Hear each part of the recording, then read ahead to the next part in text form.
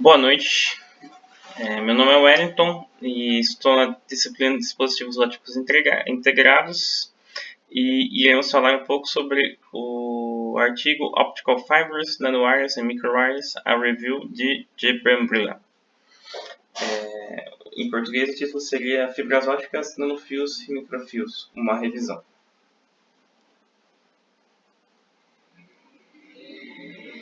Iremos falar brevemente sobre essas microfibras, técnicas de fabricação, propriedades e as considerações finais.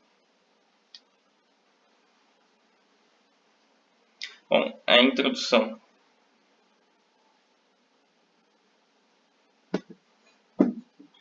O interesse em nanofios e microfios de fibra óptica, que iremos chamar de OFNM no trabalho, foi limitado pelas dificuldades na fabricação.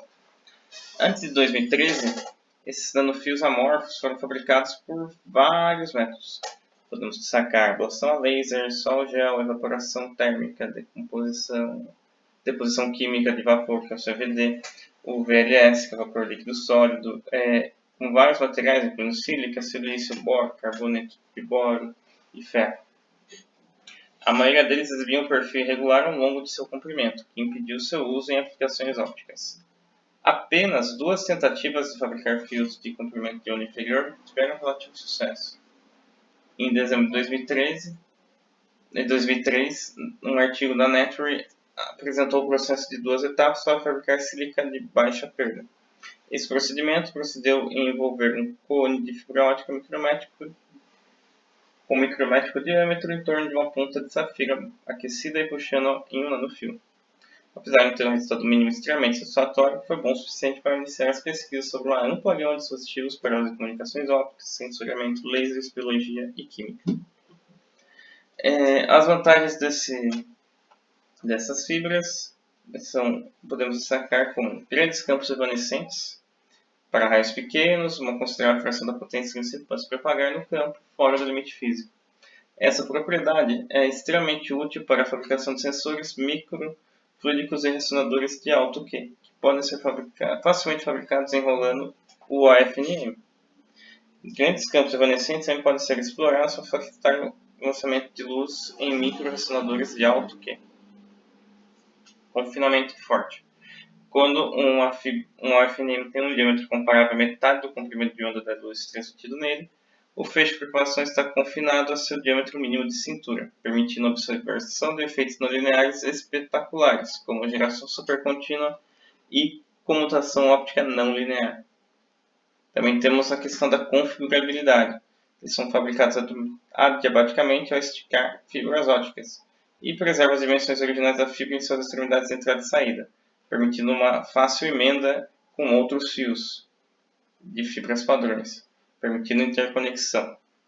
Além disso, ela é flexível, podendo ser dobrada em um pequeno raio de curvatura, geralmente poucos micrômetros, para produzir dispositivos extremamente compactos. Também temos como destaque a robustez. O FNM óptico pode ter uma superfície de expressiva rugosidade e, portanto, com uma resistência mecânica bem superior. Permite o fácil manuseio por ferramentas e equipamentos do mundo macroscópico.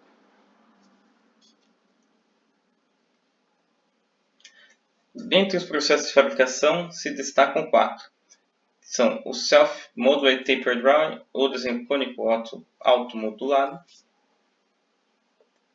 The Flame Brush Technique, a técnica de escovação de chama, The Modified Flame Brushing Technique, que é a técnica de escova de chama modificada, e Direct Drawing from the Book, ou desenho direto no bloco.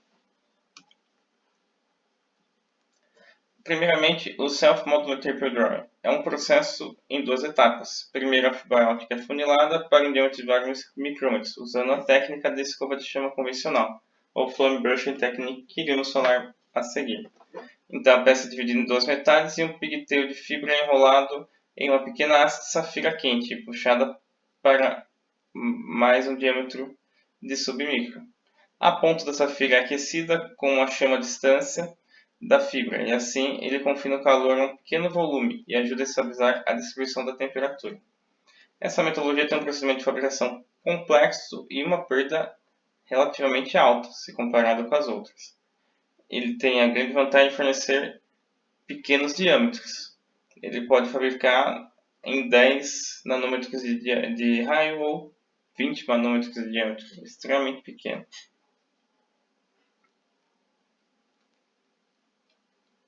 A técnica da escova de chama, ou flame brushing technique, foi desenvolvida inicialmente para a fabricação de cones e acopladores de fibra, que, com base na pequena chama, se movia sobre a fibra óptica que estava sendo esticada. Tanto o queimador quanto a extremidade da fibra óptica são fixados e conectados ao computador. É controlado com precisão o estiramento da fibra e o movimento da chama, e a forma cônica pode ser definida com um grau extremamente alto de precisão. A técnica foi usada para fabricar nanofios de até 30 nanômetros de raios. Além disso, fornece nanofios mais longos com a menor perda medida.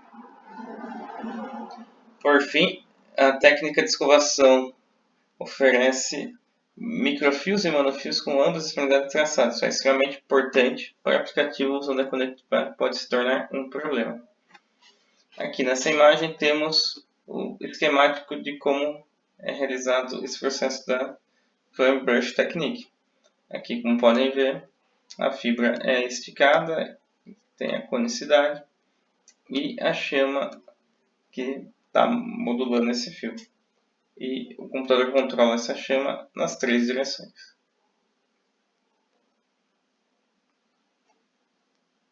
Aí temos a chama modificada, que é o Flame Brushing Technique.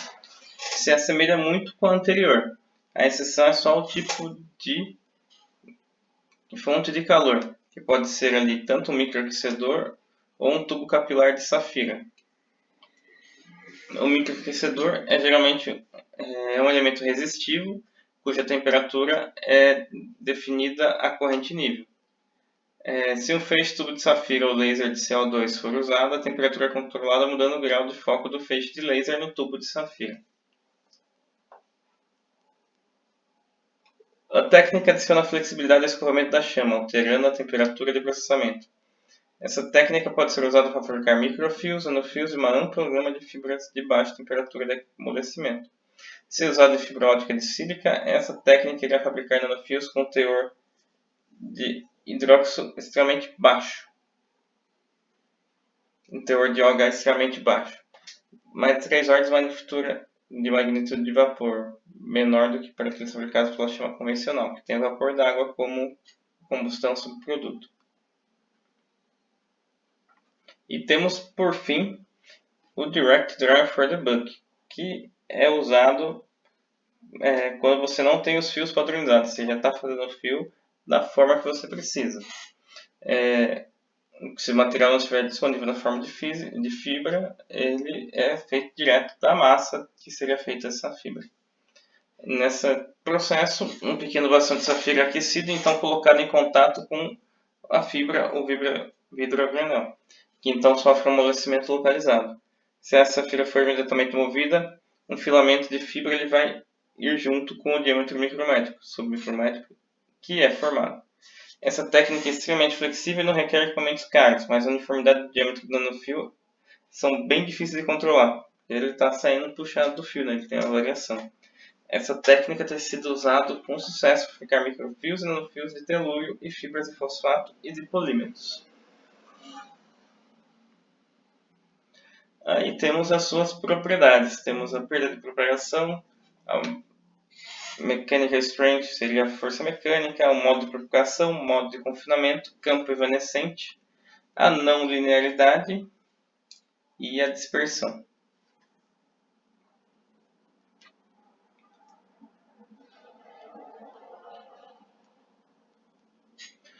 A perda de propagação. A maior contribuição para a perda de transmissão ou de propagação vem de imperfeições superficiais, rachaduras e impurezas relacionadas com a superfície da nossa fibra. Iremos mostrar uma figura a seguir com comprimento para perdas típicas de comprimento de onda 1,55 microlambda para lambda, em relação à liberdade de sílica para tamanhos diferentes conforme seu modelo de fabricação. que elas têm vários modelos de fabricação e diversos modos de perda de propagação ao longo do tempo. A perda de propagação aumenta assim que diminui os raios de FMM. Quanto menor o raio, maior a perda, dependendo da técnica de fabricação. A perda é atribuída à rugosidade da superfície e à falta de diâmetro de perfeita uniformidade. Uma teoria da intermodalidade de transições não adiabáticas foi desenvolvida para investigar o que o menor FDM que ainda pode transmitir luz é. A propagação do modo foi encontrada para desaparecer em valor limite, que é a aproximação de uma ordem de magnitude menor que o comprimento da onda de radiação. Esse é o limite máximo que foi encontrado. Temos que enfatizar que a perda de propagação é dependente do tempo e é necessário um tratamento a alta temperatura para recuperar a perda induzida, com tamanhos menores que se degradam mais rapidamente no ar. Isso foi atribuído à formação de fissuras na superfície como uma consequência da absorção da água. Uma solução para o tempo de degradação foi encontrada na incorporação de OFN em baixa refração de materiais índices, como o Teflon. Aí temos a força mecânica. Embora eles tenham um pequeno tamanho, essas fibras têm uma grande força. A resistência máxima à tração de amostras fabricadas pela técnica de chão modificada foi medida de uma forma simples em experimentos estáticos e considerada extremamente alta para as amostras como fabricadas. Uma medição analógica em amostras fabricadas em self-model tape drawer mostrou uma força consideravelmente menor. Os pequenos valores de força registrados nesses experimentos podem ser explicados pela resistência reduzida dos naноfios fabricados pela técnica, ou pela degradação experimentada pelas amostras nos dias entre fabricação e teste. Muito provavelmente devido ao fio já vir pronto e não muito uniforme, ele perdeu um pouco a resistência.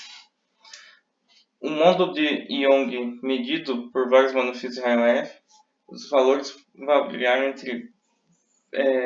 em 27 gigapascal para raio entre 20 e 40 nanômetros e 47 gigapascal para 40 e 50 nanômetros. E também encontraram esses maiores que 100 gigapascal para raios maiores de 100 nanômetros.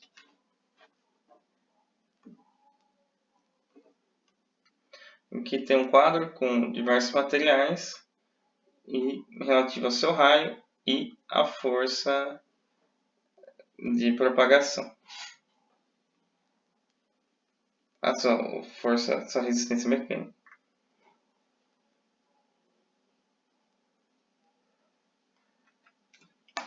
Aí também temos os modos de propagação.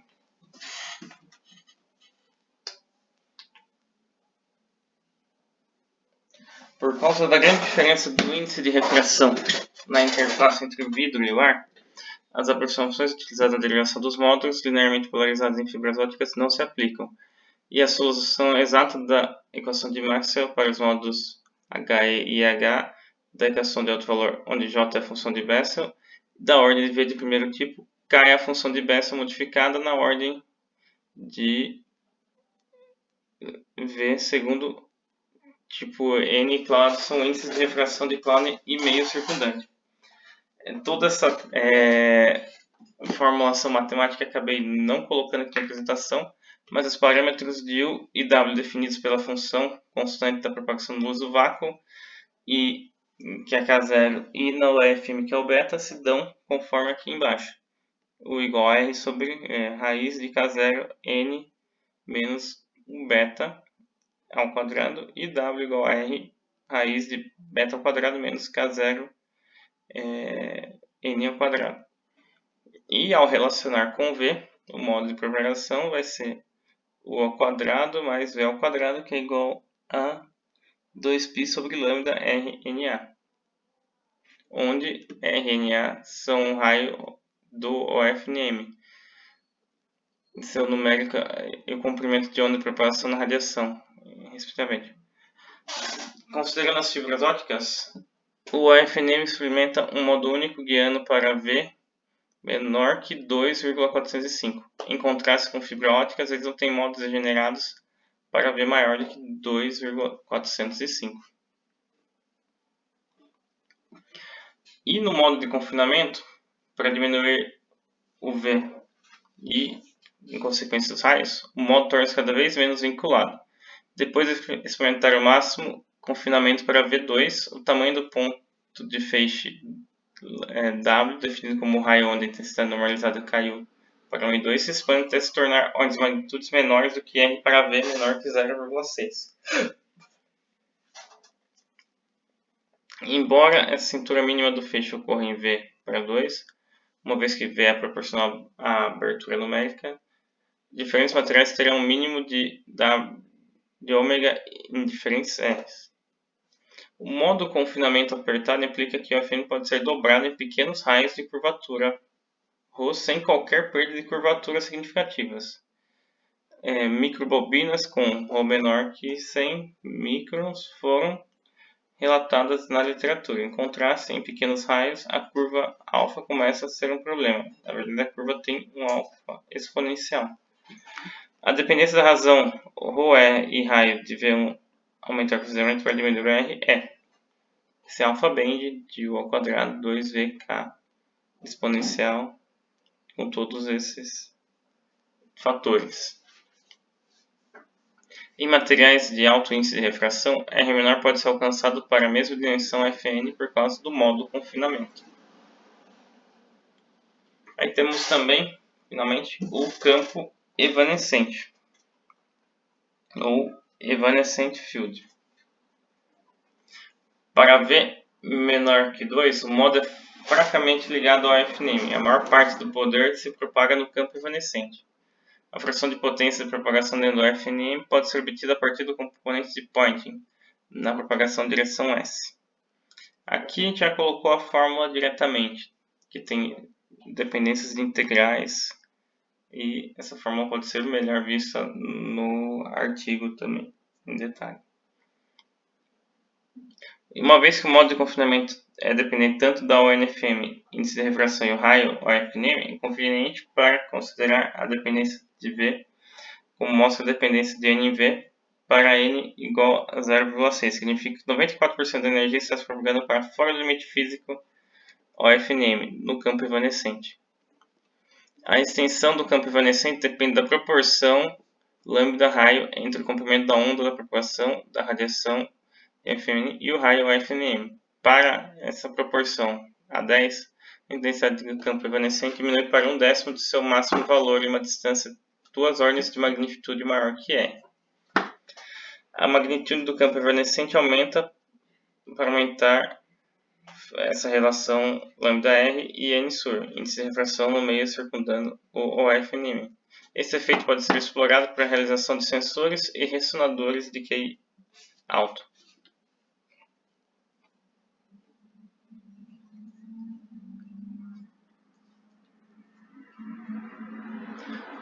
Na região de alto confinamento, a cintura do feixe ômega atinge seu mínimo e o ótico não linearidade y de seu máximo. E o y é o fator de qualidade de não linearidade definido por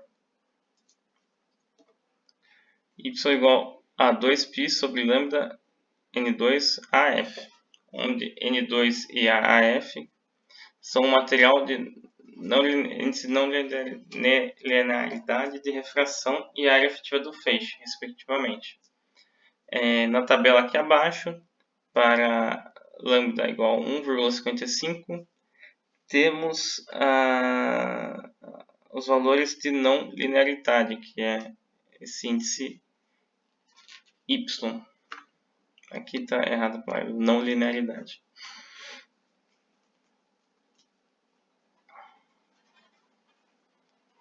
Aqui você pode ver, né, que fibras de telecomunicação tem um valor 10 a menos 3 e o arsenete de selênio chega a 93,4. Então tem vários tipos de materiais e valores para sua aplicação.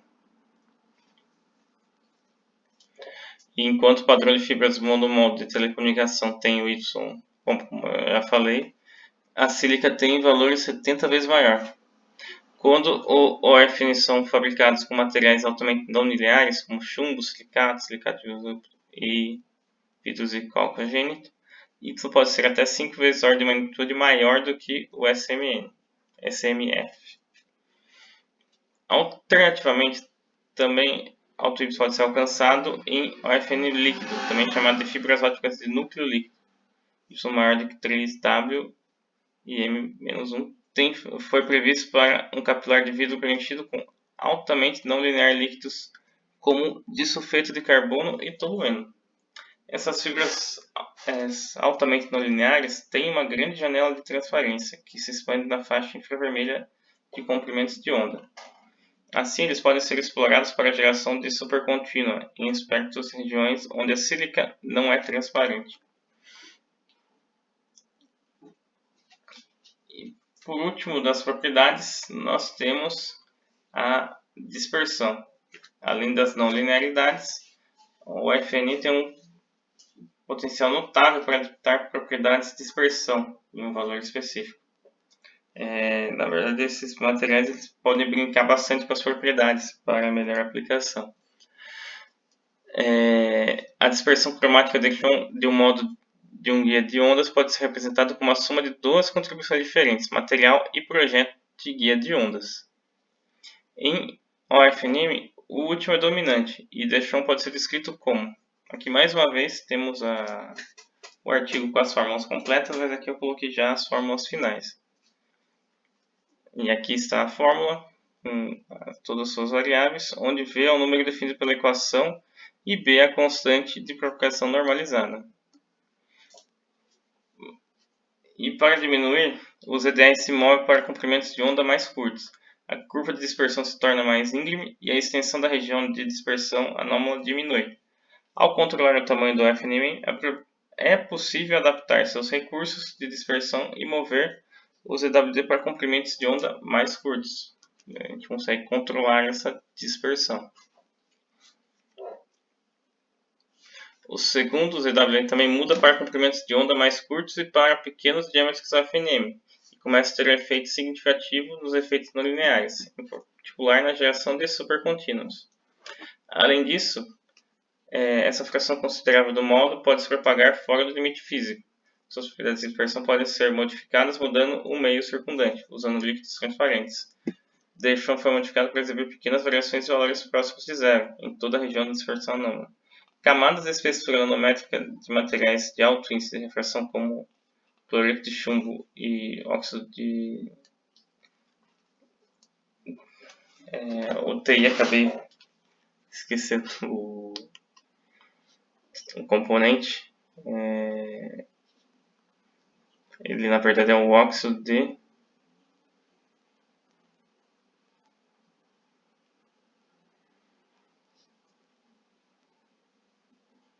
titânio, desculpa, acabei confundindo.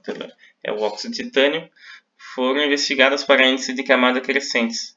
E a dispersão experimenta um desvio para junto a uma mudança de dispersão positiva. A interação entre a não linearidade e a dispersão foi investigada. Descobriu-se que a não linearidade desempenha um papel enorme na região próxima ao comprimento de onda de dispersão zero, enquanto a dispersão domina em FN curto com Dicron anômalo. Esse efeito foi explorado para gerar supercontínua em sílica, silicato de bismuto, fibras de calcogeneto. Aí também, nessa parte final da apresentação, passar brevemente as principais aplicações, que são as regiões de transição, o confinamento e o campo evanescente. Regiões de transição são as físicas conexões entre o FNM e suas tranças macroscópicas de fibra ótica. Nessas regiões, o modo de orientação de mudança do limite de núcleo orienta mudanças do limite do núcleo para o limite de revestimento. Por otimizar o perfil da região de transição, é possível modos de conversão e filtro. Dispositivos baseados nesse efeito incluem filtros de módulo e conversores de módulo.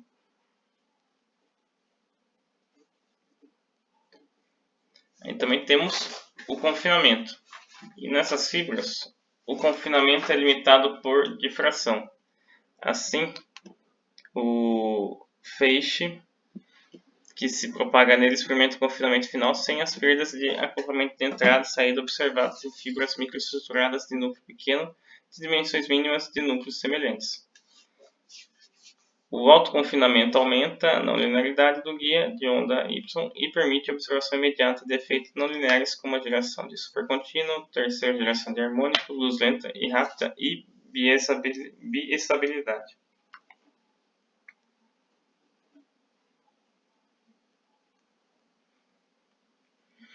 E temos também o campo evanescente, que para diâmetros comparados a menor comprimento de onda, uma fração considerável da energia se propaga no campo evanescente, fora do limite físico. O campo evanescente interage com o ambiente circundante e as propriedades de propagação do feixe são fortemente afetadas por qualquer mudança ambiental. Isso tem sido usado para a fabricação de sensores e propulsão de partículas. Importante, o FNI pode ser enrolado sobre si mesmo para gerar ressonadores de alto Q na formação de nós, loops e bobinas.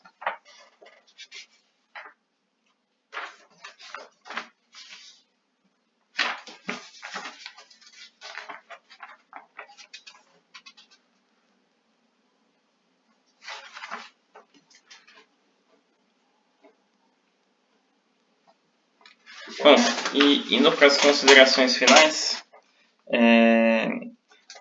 lendo esse artigo foi possível ver grandes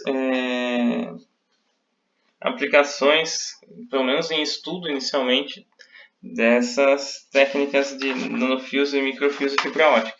Ele foi feito em 2010 esse artigo e agora também aumento da fibra ótica no uso industrial, eles já evoluíram bastante também. Recomendo que vocês leiam na íntegra esse artigo, porque infelizmente não foi possível colocar mais a parte de aplicações dele, apenas acabei falando um pouco das propriedades, mas deu para perceber que temos vários tipos de aplicações e a técnica ela consegue trabalhar muito com todas as propriedades ali. Você consegue mexer na dispersão, consegue mexer no modo de propagação, ele trabalha no campo evanescente e vai ser possível fazer várias aplicações de lasers, de filtros, de guia com esse tipo de fibra. Espero que vocês tenham gostado dessa apresentação e possam ter aprendido um pouco mais também sobre essas fibras. Aqui tem algumas referências bibliográficas, né, que foram usadas pelo autor. Na verdade tem algumas mais também. E é isso. Tenham uma boa noite.